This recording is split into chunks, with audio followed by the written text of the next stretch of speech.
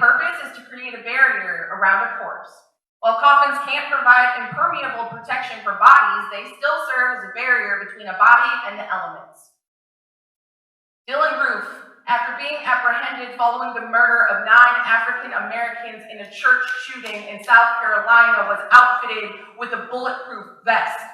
It was meant to protect him from any vengeful elements that might want to see the murderer dead.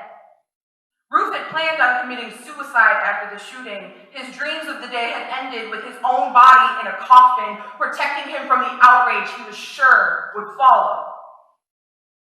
A coward's ending. But now, his remaining days will hopefully be spent in a jail where he will wither away nothing but a failed ghost. That's my shit.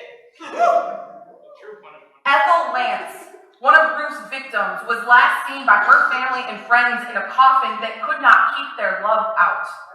But their conviction, their caring grace, could not protect her from a hate crime's bullet. Black bodies remain vulnerable to rampant hate.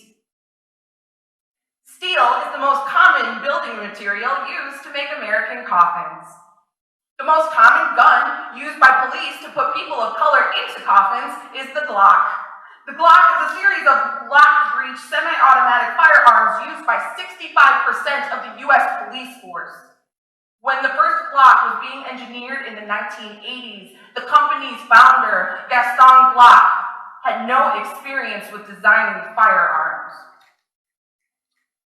Workers inspect coffins for defects at several points during the manufacturing process. Walking down the street, a Latino man is stopped and frisked. There is a defect in the color of his skin, a dark kiss from the sun, a smear of dirt on his cheek after a long day's work. He is always being inspected, always found faulty. Black customers at the store I work at are always prepared to leave their bags up front when they go shopping, keenly aware of the way eyes follow them down the aisles.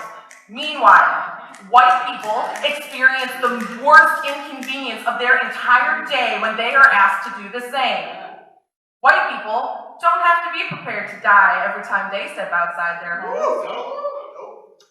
In the United States, the demand for coffins is not growing as cremation becomes more and more popular.